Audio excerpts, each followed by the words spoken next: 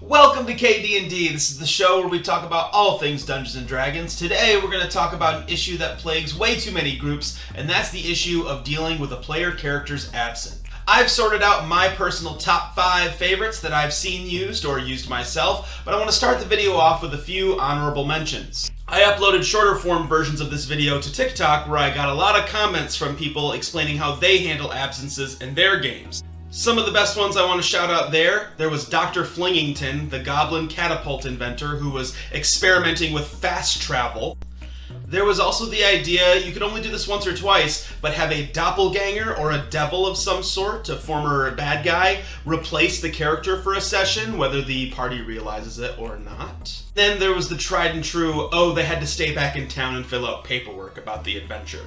Very Acquisitions Incorporated. Honorable mention to the background PC. This is tried and true and probably one of the most common methods that dungeon masters use to explain away an absent player at the table, and that's simply when their character fades into the background, or people simply forget they are there. Quick shout out to some of the methods used on Critical Role, including the heavy use of astral projection to explain a character and not being able to video call in, the use of a spiritual journey to explain a character's recurrent absences, and the use of kidnapping to explain when a few characters all had to go at once. On to my top 5, beginning with number 5, the meta gag. The metagag is any kind of method that almost directly references in-world that the person playing the character is no longer there. As someone who runs a Dungeons & Dragons club for a group of high school students, it can be very unpredictable as to which player is going to be there one week from the next week.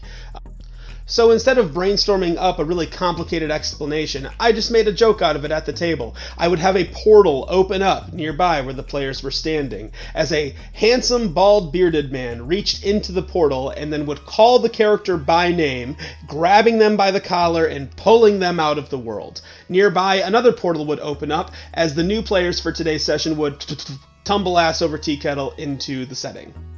I always wanted to make the bald bearded man the BBEG of the campaign and maybe have the final fight take place inside my classroom, but unfortunately we never got to that point of that campaign. This method really only works when you're in a very light-hearted and non-serious campaign, or if you're in a campaign where it's just unavoidable that you're going to have repeat and unpredictable absences.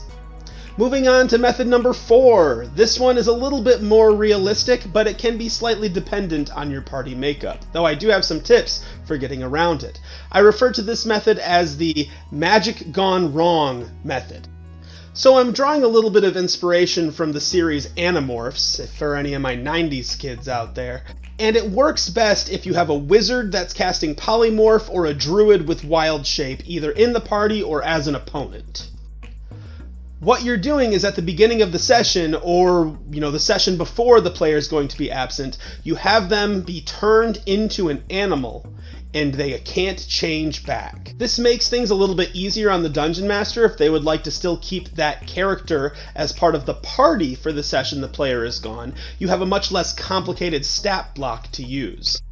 Keep in mind, because it's a less complicated stat block, you might have to slightly balance your encounters and watch out for action economy, because any creature or critter stat block you use is obviously going to be less powerful than a leveled player character. So this is nice because it's simple on the Dungeon Master to run. It's also kind of cute depending on the scenario. If you don't have a druid or a wizard in your party to make this magic accidentally happen, what you could have is the finding of some sort of cursed item or a blessing from a local temple or a druid that turns this person into it. You want to make sure that if the solution to this problem is something the party has to do, that it's not too far away, so that if the player's going to be gone for 1, maybe 2 sessions, it doesn't take you 3, 4, 5 sessions to find the cure, and that way they come back to the table and, narratively have to play as an owl for 5 sessions. That wouldn't be any fun either. In my bi-monthly Spelljammer campaign, we have one player who's a druid who's got to take a couple of weeks off, and the way we're explaining this is having her turn into an animal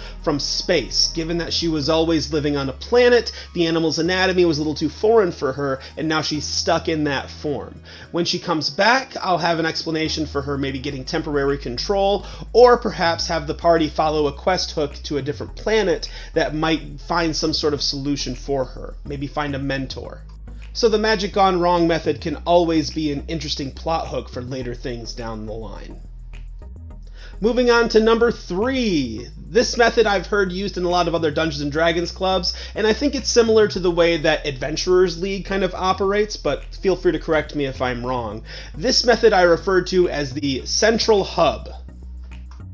This idea is also similar to the idea of having a character stay back in town to work on some downtime activities, or having them oversleep and miss the adventure for the day. You could also compare this to a West Marches style campaign, where you have a central area where there's a questing board, and at the beginning of every session, the players are going to that board and figuring out what quest they're going on for the day. This is going to work best in an environment that's like a club or somewhere where you're going to have unpredictable absences, but here's the reason why I don't like this method more than others. In order for me to leave a player character behind in a settlement, that requires that the previous session ended in a settlement. You see? What this eventually does, if that's going to be your main strategy for explaining absences, is require every session that you sit down at to begin and end in a settlement. And at this point, you're basically running a one-shot, a one-shot, a one-shot, and a lot of Dungeon Masters understand that running a one-shot is actually a lot harder than running a game that runs from 3 to 6 sessions, because if you have a time limit and you need to get things, put a nice little bow on them before the end of your game session, that's a lot of stress, and it's also hard to necessarily account for player character actions to turn things back to where you need them to end, without making things feel like a railroad. However, if you can make it work, it's really cool in clubs too, where you can have multiple dungeon masters all operating in the same world. If you're under the agreement that when your session ends, they're back in the central hub, then you can keep taking different groups on different adventures with different dungeon masters, and it can really build this very fantastic world with a little bit of extra work. So try it out if you're feeling confident and have a lot of people to play with. Alright, we're moving into top 2 category here, and both of these were very near and dear to my heart, but the one that winds up in number 2 I refer to as the Mists of the Shadowfell. This basically operates similarly to the Bald Man in the Portal or the Central Questing Board idea, but it's the ultimate blend of tone, world building, and the ability to accommodate really irregular schedules. This particular campaign I was running based off of inspiration that I'd gotten from Von Richten's Guide to Ravenloft. It was set on a sea covered in thick fog, and the party was adventuring on a haunted and shifting archipelago.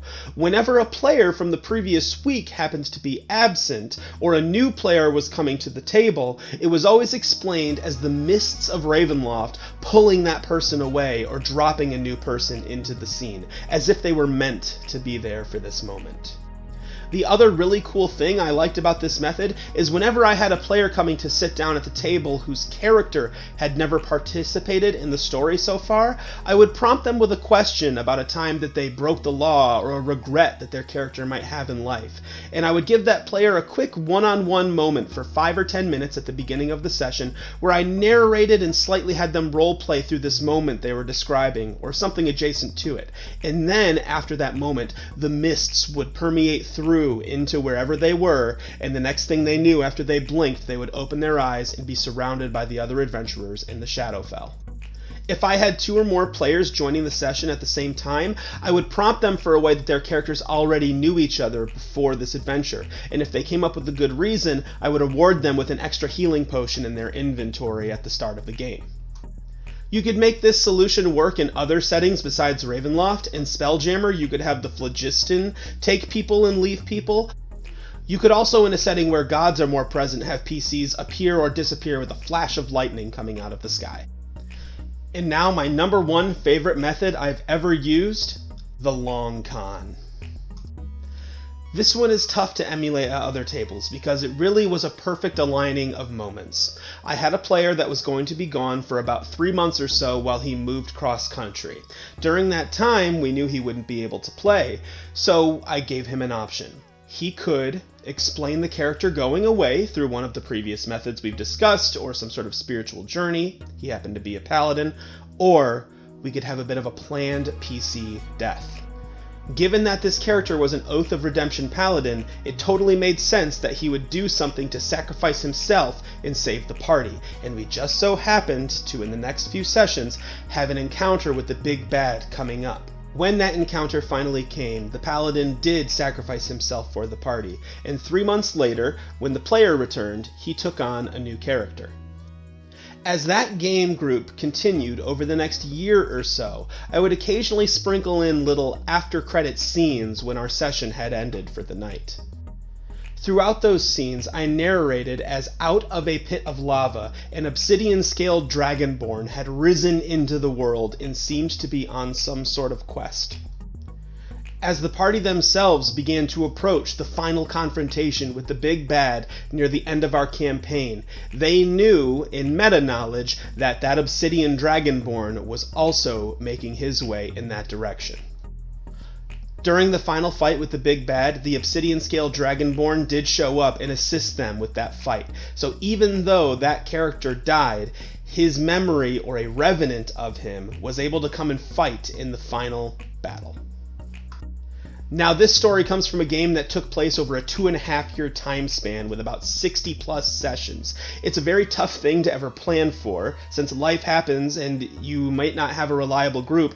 These kinds of moments, however, if you can make them happen and they're earned, are unbelievably moving at the table. The biggest frustration would be planning for something like this and then having the game fall apart before you actually got to the end. But no Dungeons & Dragons game is perfect, and that's why we've got to deal with planning around player absences sometimes. So I hope one of these methods was useful to you, and you might give them a shot at your table. If you've tried something different, drop something in the comments and let me know. I'm always interested in hearing what other people have to say about handling these kinds of issues. Drop a like and a subscribe if you've made it this far in the video, and I will see you in 2 weeks.